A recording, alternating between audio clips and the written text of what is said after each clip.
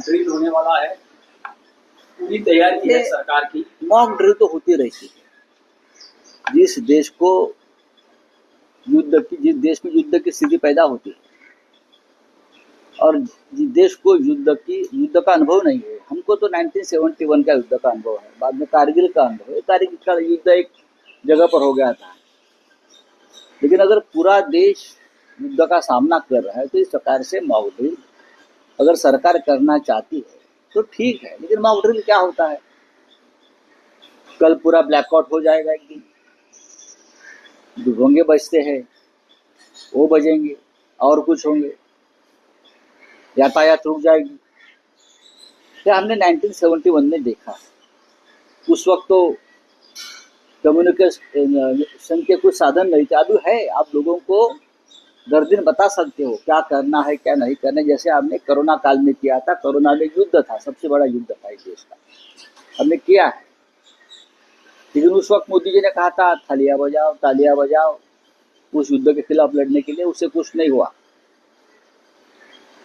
बढ़ता गया।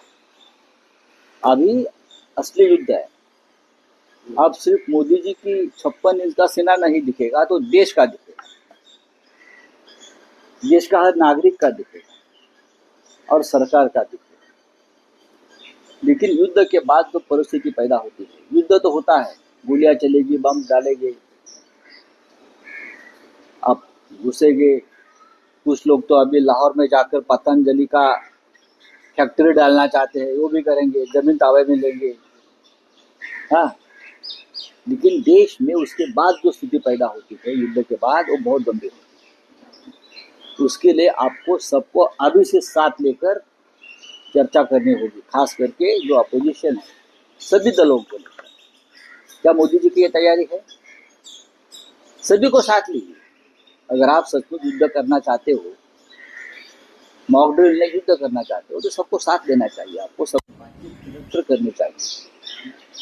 राहुल गांधी जी ने कहा है कि विशेष सत्र बुलाइए, हमारी ये मांग पहले से रही है, बातचीत करिए। जरूर देश संकट में है, देश युद्ध स्थिति में है, तो हम आपके साथ रहेंगे, क्योंकि हम राष्ट्रभक्त हैं, देशभक्त हैं। देश की संकट की घड़ी में हम राजनीति नहीं करेंगे, यह हमारा वचन है। लेकिन जो परिस्थिति देश में पैदा होगी, देश के अंदर, वो संभालने के लिए देश के गृह मंत्री काबिल है या नहीं, उसका खुलासा होना चाहिए। अब तक 10 साल में देश में जो स्थिति पैदा हुई है, जो अराजक पैदा हुई है, उसके लिए देश के गृह मंत्री जिम्मेदार है। तो आपको ये बदलाव करने पड़ेंगे, सरकार में बदलाव करने पड़ेंगे। जब लल्लू पंचू जो बैठे हैं ना आपके चमचे, उससे युद्ध के बाद की स्थिति कंट्रोल नहीं होगी। आपको शायद राष्ट्रीय सरकार बनानी पड़ेगी, नेशनल गवर्नमेंट बनाना पड़ेगा।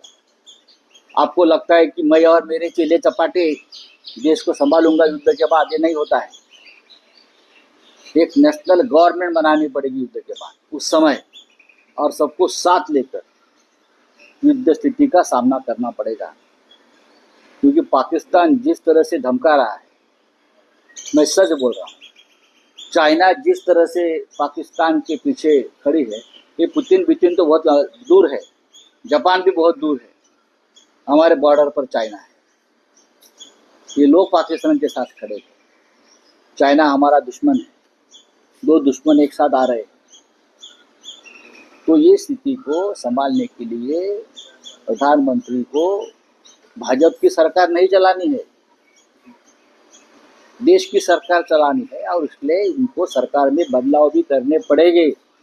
जो कमजोर लोग हैं, गृह मंत्री जैसे जो कारस्तानी लोग हैं, उनको हटाना पड़ेगा और शायद एक नेशनल गवर्नमेंट बनानी पड़ेगी। नेशनल गवर्नमेंट, आई रिपीट, अगर जिस तरह से आप माहौल बनाया है युद्ध का, तो आपको एक नेशनल गवर्नमेंट बनानी पड़ेगी।